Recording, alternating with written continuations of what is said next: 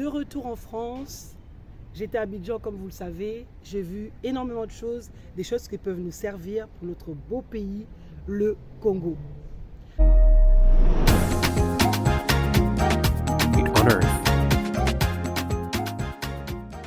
Bienvenue à tous, bienvenue sur cette chaîne où nous parlons de l'immobilier, de mindset et de business. Bijou Kounsi, entrepreneur, je vous accompagne sur tout ce qui concerne les achats sécurisés au Congo, mais également votre installation ou créer un business au Congo. Comme vous le savez, j'étais en Côte d'Ivoire et c'était vraiment magnifique. La Côte d'Ivoire est vraiment un pays en plein développement. Il y a des choses qui sont en train de se faire et surtout qu'il y a la canne. Donc les routes sont en train de se faire, les stades, on va simplement dire ça, les stades, les routes, les choses sont vraiment en train de prendre de l'ampleur et le tourisme également. Ce que j'ai pu voir, c'est que de leur côté, ils ont pu avancer, mais je pense qu'au Congo, il y a énormément de choses que nous pouvons calquer, nous pouvons prendre parce qu'ils ont pris un peu de l'avance, mais ça ne veut pas dire que nous-mêmes, nous ne sommes pas en train d'arriver. Parce que vous et moi, si vous êtes connectés à cette chaîne, c'est que vous êtes intéressés de savoir comment développer le Congo. Je souhaite déjà vous féliciter parce que beaucoup sont passés à l'action et beaucoup vont passer à l'action. Déjà par les achats de terrain, sachez que nous sécurisons nos terres par les achats de terrain. En Côte d'Ivoire, la majorité qui sont propriétaires ne sont pas forcément des Ivoiriens, mais beaucoup d'étrangers. Sachez que la meilleure manière de sécuriser les terres, c'est d'acheter les terrains. Sécuriser vos terrains. Tout Congolais doit avoir une terre au Congo. Et vous savez que nous avons une panoplie d'offres que nous vous proposons. Premièrement, pour le tourisme, parce que la Côte d'Ivoire s'est développée par le tourisme. La Côte d'Ivoire, se développe par les appels aux investisseurs. Vous pouvez me dire que Bijou, ok, on veut bien investir, mais on fait comment? On veut bien investir, mais il y a la corruption. On veut bien investir, mais c'est compliqué. Oui, dans tous les pays, c'est compliqué. Il y a la corruption dans tous les pays et dans toutes les sphères de chaque pays. Mais je vous l'accorde, là, le Congo est quand même plus ou moins très touché. C'est vrai. Mais ça ne nous empêche pas de pouvoir investir. Cela ne doit pas nous empêcher de mettre notre pierre pour le développement. À Mwanda, nous avons un large territoire pour pouvoir développer le tourisme. On peut développer au niveau de la plage, comme j'ai pu voir à la Côte d'Ivoire, où il y a tellement d'aménagements qui sont en train de se faire au niveau de Assini, de Grand Bérébi. C'est magnifique, des choses vraiment qui respectent l'environnement. Est-ce que toi tu ne peux pas le faire? Tu es peut-être dans le tourisme. Est-ce que tu ne veux pas te lancer dans les choses qui sont peut-être simples, avec des matières simples et nobles? On n'est pas obligé de partir dans des grandes choses.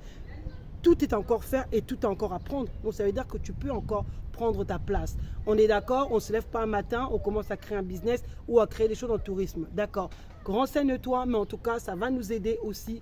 Le fait que le tourisme se développe au Congo, ça va amener beaucoup plus de choses. D'accord? Le tourisme, c'est aussi le gouvernement qui doit aussi le développer. Mais le peu que nous pouvons faire à notre échelle peut être quelque chose de vraiment très important. Les terrains sont aussi à vendre à Menkao, à Maluku. Sachez que Maluku, c'est comme des secteurs comme Jacquesville que je vous ai montré. C'est des secteurs comme Bingerville. C'est comme Tsélé, Maluku, etc. Tout ce coin, Passa. C'est tous ces secteurs-là économiquement qui sont en train de prendre de l'ampleur. Où avant, on ne pouvait pas miser grand chose, mais aujourd'hui les terrains vont dans les 100 000, 150 000. On s'éloigne de plus en plus, vous voyez, aujourd'hui. Et donc c'est aujourd'hui plutôt la Côte d'Ivoire, on est en train de voir les expansions des villes, le grand Abidjan. Là aussi au Congo, on voit que le Kinshasa est grand, c'est un grand pays, un pays vaste où nous pouvons réellement investir. On voit des grandes choses qui sont en train de se faire à Passa, qui sont en train de se faire à Kinkole, des choses peut-être d'une manière que aujourd'hui, toi et moi, nous pouvons être des grands acteurs pour pouvoir développer notre pays. La vente des terrains sont disponibles et cela te permet aussi de pouvoir te positionner. Tu cherches un business à faire, tu peux rentrer dans le bâtiment. Nous sommes en pénurie. Le secteur comme Maluku est un secteur économiquement potentiellement vaste et grand. Les grands projets d'avenir sont faits sur ce grand tronçon de chemin, la N1 de Bandundu. Tsélé, Maluku, Menkao, tout ce secteur-là, c'est des secteurs porteurs, des secteurs qui sont encore vierges. Je veux dire qui est très peu peuplé. L'Afrique, le Congo est en pénurie de logements. il y a de plus en plus d'enfants, on est de plus en plus nombreux et il y a de moins en moins de logements. Nous cherchons des logements et donc toi et moi, nous avons un secteur à prendre, c'est de pouvoir loger le peuple, loger la population et les gens reculent de plus en plus. Et des grands projets sont en train de, justement, je vous disais, en train de se faire au niveau de Tsélé et Maluku. C'est de grands péages, c'est des chemins de fer. Il y a énormément de projets qui sont en train de se faire. Donc c'est maintenant qu'il faut penser à acquérir parce que ce n'est pas encore cher. Les prix ont augmenté, continueront encore à augmenter. Et donc, ce n'est pas demain que tu vas prendre le train parce que tu risques de le prendre en retard. C'est aujourd'hui qu'il faut commencer à se positionner.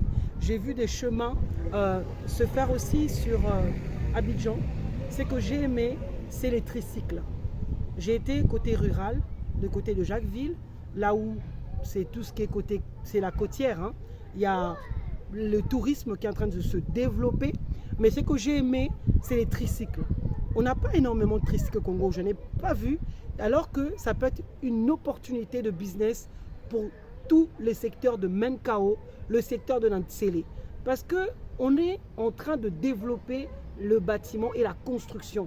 Vous avez vu tout ce qui est en train de se faire, la construction, la diaspora. Vous êtes nombreux à vous positionner dans ce secteur-là et vous avez besoin d'eau, d'emmener des ciments, d'amener du matériel sur votre terrain. Et vous savez que les motos, parfois n'arrivent même pas sur ces coins-là. Les motos, parfois, ont du mal et les voitures, n'en parlons pas. Alors que le tricycle est un bon moyen entre moto et voiture pour vous permettre de vous emmener du matériel sur votre terrain. Et donc, voilà un business qui pourra, je pense, vous ramener de l'argent, mais en même temps aider la communauté, aider la diaspora et les personnes locaux à mieux se développer, à mieux transporter leur matériel quand ils vont faire des travaux. Dites-moi ce que vous en pensez dans les commentaires. Est-ce que vous voulez que je vous fasse une vidéo spécialement pour ça? Parce que j'en ai tourné une.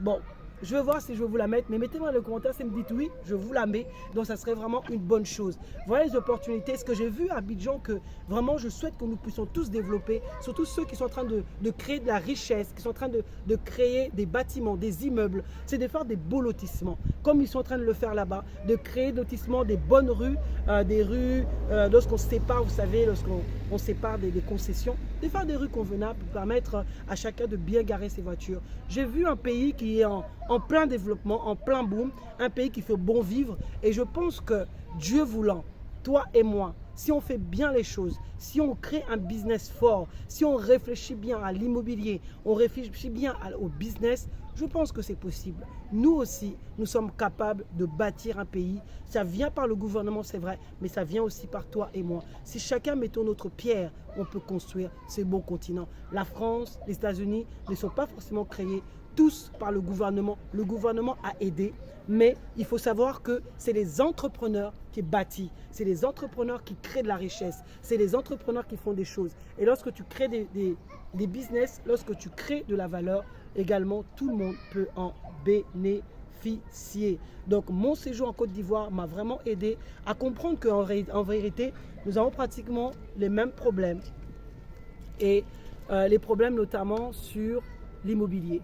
Ça m'a permis de comprendre qu'on a les mêmes problèmes, c'est-à-dire dans la corruption. La corruption est moins ou cachée différemment, mais on a tous les mêmes problèmes.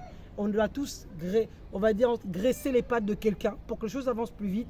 On a pratiquement les mêmes problèmes. Mais ce qui est sûr, c'est que ça ne doit pas être la corruption. Ça ne doit pas être le lieu qui doit te freiner, mais ça doit être ta vision qui doit t'encourager à investir. Si tu veux investir au Congo, c'est possible.